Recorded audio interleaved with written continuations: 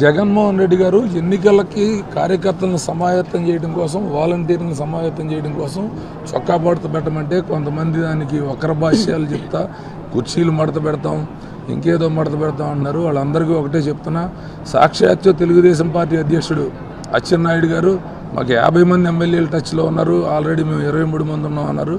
మరి రాజ్యసభ ఎన్నికల్లో ఎందుకు తోక ముడిచారు? మీ ప్రలాపనలన్నీ ఇదే విధంగా ఉంటాయి. చివరికి మీరు అన్ని రంగాల్లో పారిపోవడమే. మీరు కుర్చీలు పట్టుకుంటే వైఎస్ఆర్ కాంగ్రెస్ పార్టీ కార్యకర్తలు ఏదైనా చేయగలరు.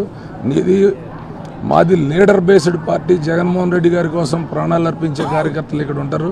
అనవసరపు వృధా ప్రసంగాలు చేయొద్దు. ఎందుకంటే మీకు వచ్చే జనం కంటే కూడా మా స్థానిక నాయకులు ఎక్కడన్నా మీటింగ్ పెట్టుకుంటే చంద్రబాబు సభల కంటే భారీగా హాజరవుతూ ఉంటారు.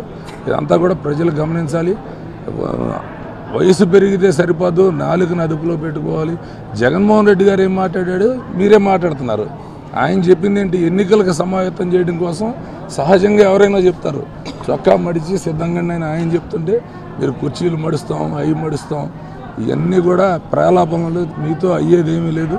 రాజ్యసభ ఎన్నికల్లో మీరు ఎట్లా పలాయనం చేతగించారో ఈ రాబోయే ఎన్నికల్లో కూడా మీరు ఇప్పటికే భారతదేశంలో ఎక్కడా లేని విధంగా కాంగ్రెస్, తెలుగుదేశం, బీజేపీ, జనసేన, దురదృష్టవశాత్తు సిపిఐ, సిపిఎం ఇన్ని పార్టీలు కలిసి ఒక వ్యక్తి మీద పోరాడుతున్నాయంటే మీ సత్తా ఏంటో, మీరు ఎంతటి గొప్ప నాయకులు అర్థమవుతుంది.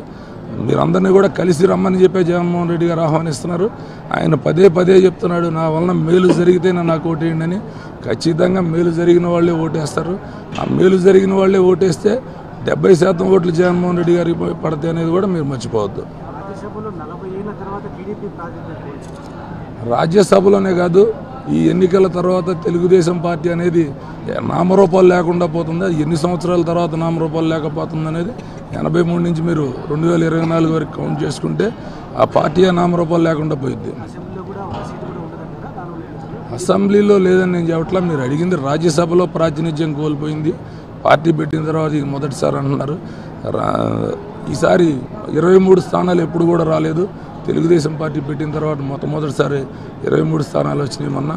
ఈసారి ఎన్నికలతో ఆ పార్టీ లేకుండా పోతుందని మాత్రం చెప్పగలుగుతాం. ఏదైనా పోటీ చేసేటప్పుడు 175 నియోజకవర్గాల్లో పోటీ చేయాలని కోరుకుంటారు. 175 నియోజకవర్గాల్లో మా అభ్యర్థులు గెలవాలనే ప్రయత్నంతో మేము పనిచేస్తాం. ప్రజలు ఎంతవరకు మా ఆశల్ని ఆశీర్వదిస్తారనేది అది తెలియాలి. అధికారం అనేది ఖచ్చితంగా జగన్మోహన్ రెడ్డి గారిని ముఖ్యమంత్రిగా దించలేమని చెప్పే ఎన్ని పార్టీలు కలిసి వస్తున్నాయి. అది అందరికీ కూడా అర్థమైపోయింది. కాబట్టి నేను మిగతా చెప్పే ఆ పార్టీ ఉంటుందా ఉండదా అనేది మాత్రం స్పష్టంగా చెప్తున్నాను. ఇంకేమైనా ఉన్నాయా?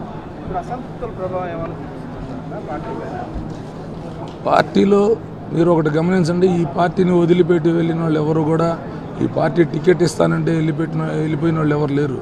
పార్టీ టికెట్ లేదనో, వాళ్ళ పనితీరు బాగలేదనో, వాళ్ళు రకరకాలుగా కొన్ని క్యాస్ట్ ఈక్వేషన్ వల్ల ఇవ్వకపోవడం వలన అటువంటి అడ్జస్ట్మెంట్స్లో జరిగిన ఫిరాయింపులు తప్ప వాళ్ళకి ఏదో సొంతగా ఇక్కడి నుంచి వెళ్ళిపోయిన వాళ్ళు ఇప్పటివరకు ఎవరు లేరు.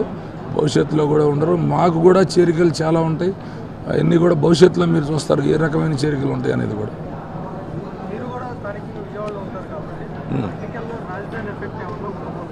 ఖచ్చితంగా రాజధాని ఎఫెక్ట్ ఉండదు. ఎందుకంటే రాజధాని పెట్టిన ప్రాంతం 29 గ్రామాల్లో ఎఫెక్ట్ ఏమైనా ఉంటుందేమో తప్ప ఇప్పుడు సపోజ్ విజయవాడ తీసుకోండి. మీరు రాజధాని పెట్టడం వలన విజయవాడ పూర్తిగా నష్టపోయింది. అక్కడ రియల్ ఎస్టేట్ వ్యాపారం కానీ అన్నీ కూడా పూర్తిగా కంటుపడిపోయినాయి. కారణం అక్కడ తుళ్ళూరు, ఎలగలేరులో రాజధాని అంతా అక్కడ అభివృద్ధి చెందిన ఉద్దేశంతో అందరూ అక్కడ ప్లాట్లు కొనుక్కోవడం, గుంటూరు, విజయవాడ లాంటి అభివృద్ధి చెందిన ప్రాంతాలన్నీ కూడా నిర్లక్ష్యానికి గురైనవి, అభివృద్ధికి దూరమైనవి. మళ్ళీ జగన్మోహన్ రెడ్డి గారు వచ్చిన తర్వాత విజయవాడలో అసంపూర్తిగా మిగిల్చిన ఫ్లైఓవర్ని పూర్తి చేశారు. మరో 2 ఫ్లైఓవర్లు ఏర్పాటు చేశారు. రోడ్లను చాలా డెవలప్మెంట్ చేయడం జరిగింది.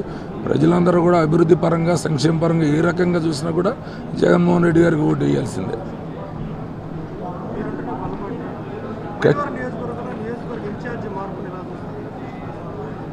కృష్ణప్రసాద్ మార్పుని ఎలా చూస్తామంటే, కృష్ణప్రసాద్ తనంతట తానుగా నేను పోటీ చేయనని చెప్పిన తర్వాత పార్టీ ఒక నిర్ణయం తీసుకుని ఇన్ఛార్జిని కోఆర్డినేటర్గా పెట్టారు. క్యాస్ట్ ఈక్వేషన్స్ కావచ్చు, ఏదైనా కావచ్చు. రాబోయే రోజుల్లో తెలుస్తుంది ఆ ఇన్ఛార్జ్ మార్పు ప్రభావం ఎంత గొప్పగా ఉంది. జగన్మోహన్ రెడ్డి గారు సరైన నిర్ణయం తీసుకుంటాడని ప్రజలందరూ కూడా చెప్తారు. ఇది ఇది కృష్ణా జిల్లాకు సంబంధించిన ప్రెస్ మీట్ కాదు.